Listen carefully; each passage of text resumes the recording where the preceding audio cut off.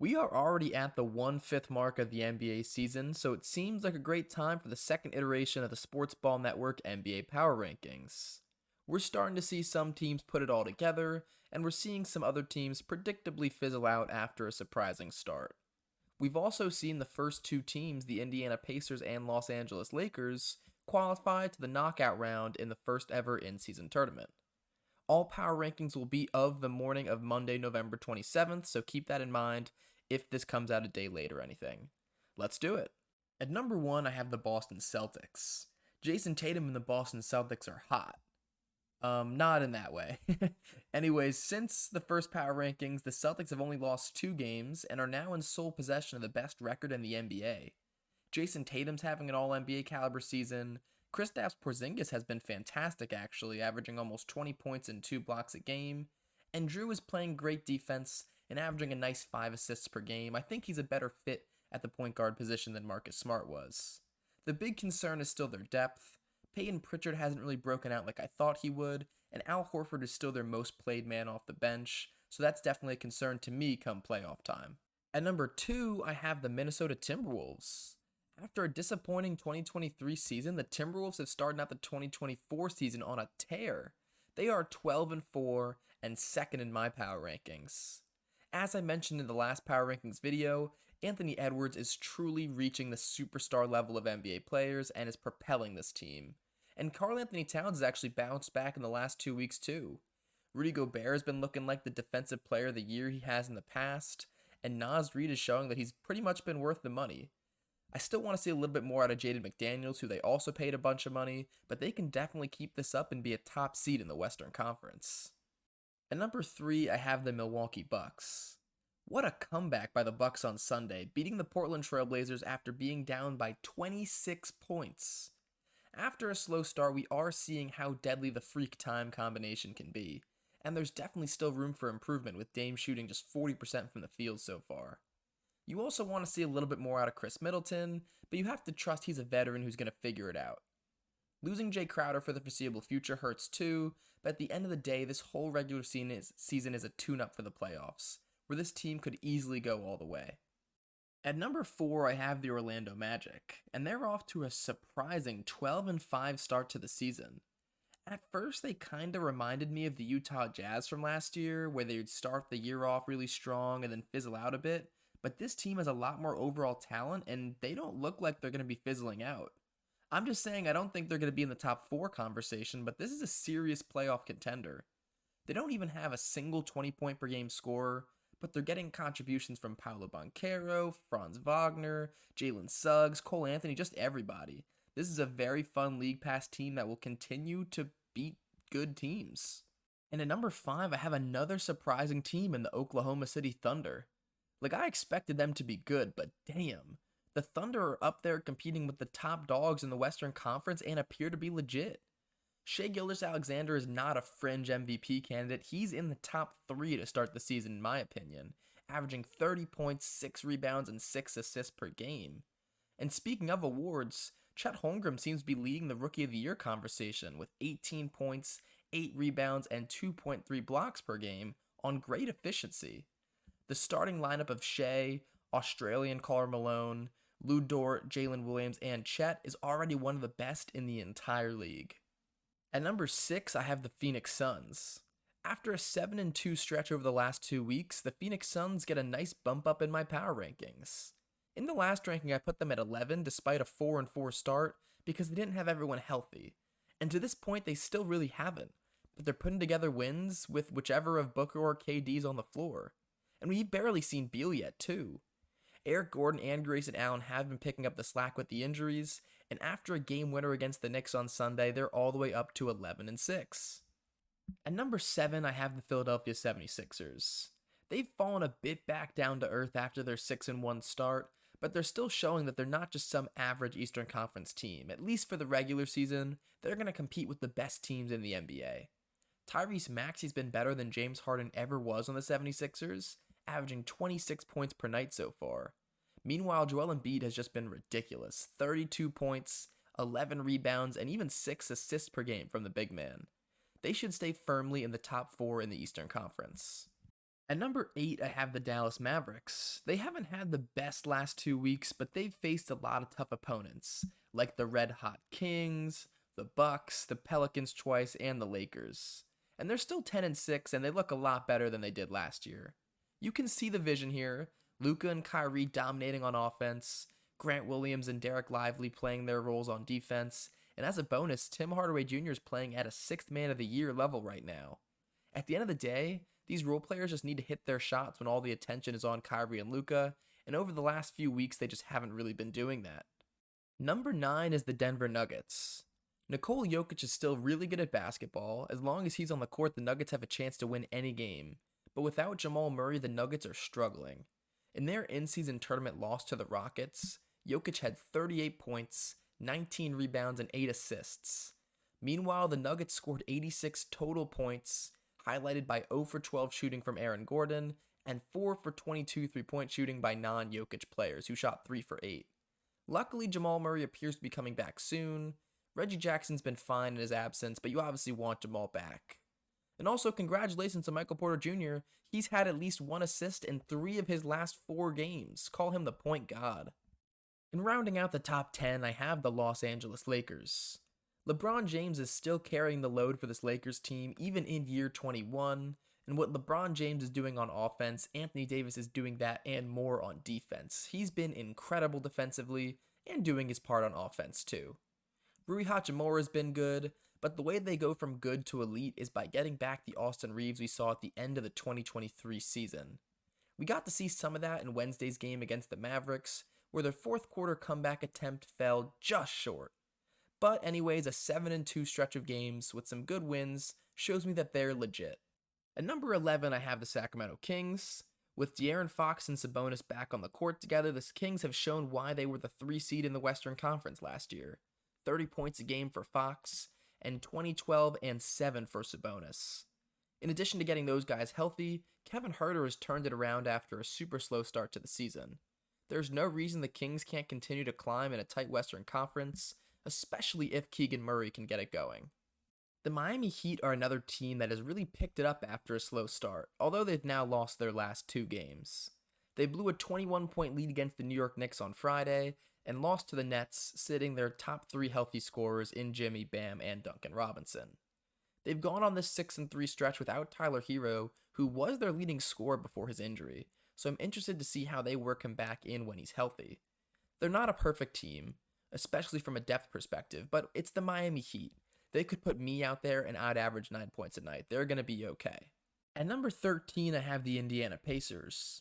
I hate to move them down because they've been playing good basketball and they're so damn entertaining to watch. With Tyrese Haliburton leading the way, their offense is phenomenal. But holy crap, play some defense. In this stretch of games, they've allowed 137 points to the 76ers, 152 to the Hawks in regulation, and 132 points to the Raptors.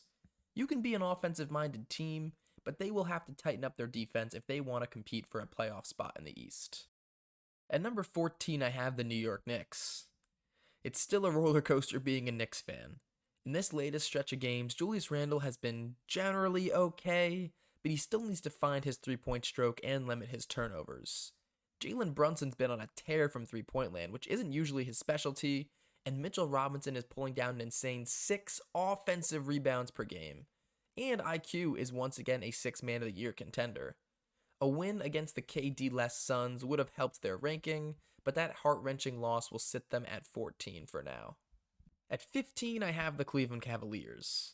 I'm not quite sure what to think of this Cavaliers team, so they go right in the middle of my power rankings. Last time I put them at 14 because I was expecting them to be good once all their injury concerns were figured out, and they've been good, boasting a 6-3 record in the last 2 weeks, but I feel we haven't seen their full potential yet. Spite has done everything you want, but I want to see more facilitating out of Darius Garland and more aggressiveness out of Jared Allen. Also, thank God they have Max Strus now because Ira Okoro is so not the answer at the small forward position. At 16, I have the New Orleans Pelicans. Zion and Brandon Ingram are obviously a great duo, and they have some other really nice pieces like Valanciunas and Herb Jones. But this team really has that potential to be elite when CJ McCollum is playing. They need that guard who can set everybody up and run their offense like a pro. Per reports, he's been a full participant in practice, so let's hope he can come back in the near future. They're 5-4 in their last stretch of games, highlighted by back-to-back wins against the Kings. They're actually the only team to beat the Kings in the last few weeks, so good for them. But yeah, 5-4, not amazing over the last 2 weeks. They deserve the 16th spot. And at 17, I have the Houston Rockets. I'm sorry, Rockets fans, I know y'all are above 500 right now, and you probably want to be higher on the list. I'm just not all the way convinced yet. The game against the Nuggets almost moved this team higher, but I think that was more of an anomaly on the Nuggets' behalf. I think this is a competent team. Şengün and Jalen Green are giving me baby De'Aaron Fox and Sabonis vibes, and they have other pieces too. Dylan Brooks and Jabari Smith have been pretty good. I just think that unless Fred VanVleet gets his act together, this young team will not survive the long, grueling NBA season and make a playoff appearance.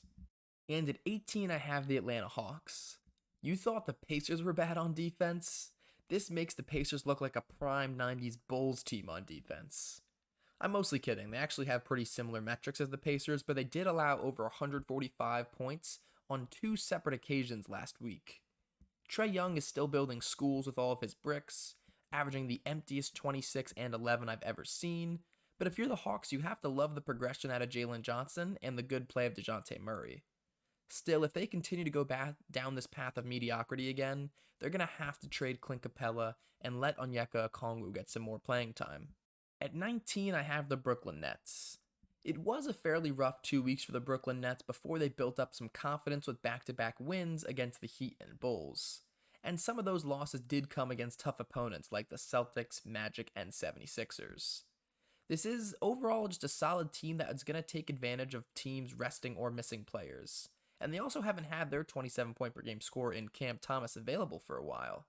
He looks like he's still a few weeks away from returning, so they're going to have to continue dealing with that. They can stay afloat for now, and they have a playoff caliber roster when healthy with Cam Thomas, Mikal Bridges, and their supporting pieces. At number 20, I have the Los Angeles Clippers. They've had a difficult beginning to the James Harden era in LA, but they've now won 4 of their last 5. They had a great win against the Mavericks, but the other wins came against the Rockets and the Spurs twice, so take that with a bit of a grain of salt. The fit between Harden and Westbrook has still been weird, determining who is the primary ball handler and still how to get Kawhi and PG involved. As a Clippers fan, you have to hope that maybe moving Westbrook to the bench fix this issue, but who knows for now. Anyways, the big thing is that they continue to mesh and stay healthy for a potential playoff run.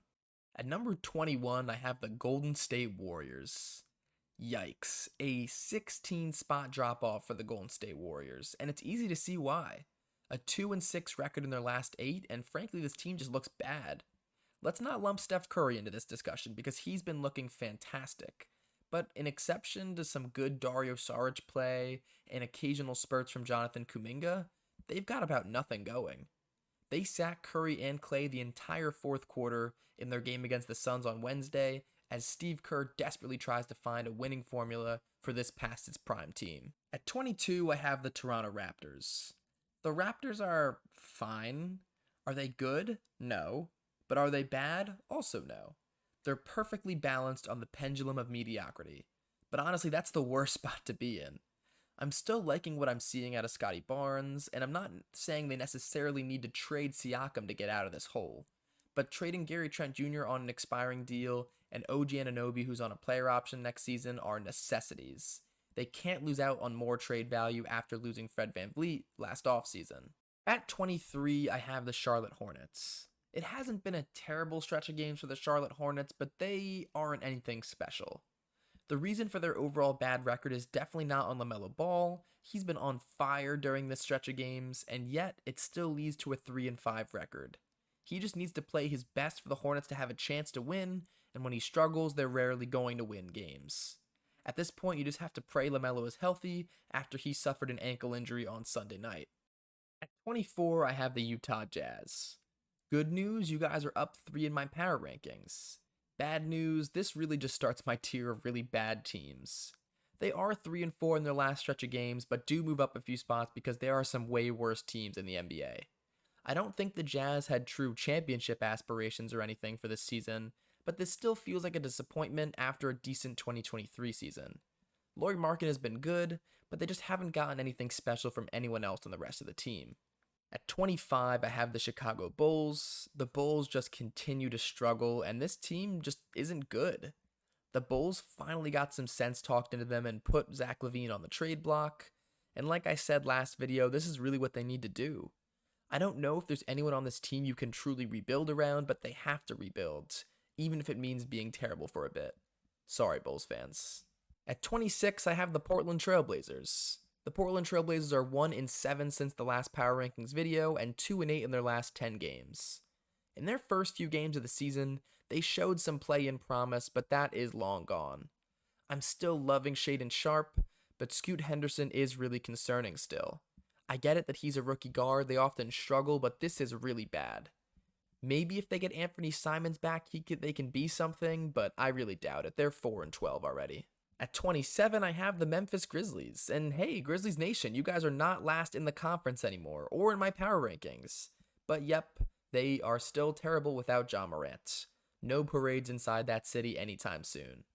I did a whole video on why the Grizzlies have sucked this season, so watch that if you want any more analysis. This team needs to get something going before Ja comes back, or it's just going to be too late to make a playoff push. At number 28, I have the San Antonio Spurs. Yikes, no wins in their last 9 games. In fact, they haven't won any of their last 12 games. The media is still on Wemby's 7'6" schlong, and he's been good, averaging 19, 9.5, 2.5, and 2.5 blocks, but Chet is starting to take a lead in the Rookie of the Year race, doing all that on better efficiency and on a good team. Honestly, this was meant to be a terrible year. They just want Wemby to get a feel for the NBA, so no shame in being bad against San Antonio. At 29, I have the Washington Wizards, and the Wizards are also the losers of their last 9, but they should have shame in being bad. They waited so long to trade Bradley Beal away, and all they ended up with was Jordan Poole, and he sucks. He's legitimately terrible. He's a $100 million player that has gotten sat out in clutch time because he's so bad.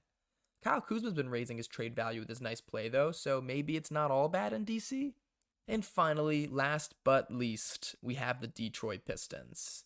They're rounding out the bottom of our teams who haven't even collected a win since the last episode, and they are a pitiful 2-14. This is even with Cade Cunningham and Ozor Thompson playing all 16 games and being pretty damn good in their respective games. The problem is, besides having Javen Ivey at points, the rest of the team is just atrocious. Truly awful. It is another rebuilding year for Detroit, but this team could get scary if they keep acquiring top talent in the draft. Anyways, that's going to do it for the second iteration of the SportsBall Network NBA Power Rankings.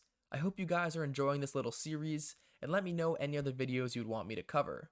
Until next time, bye bye.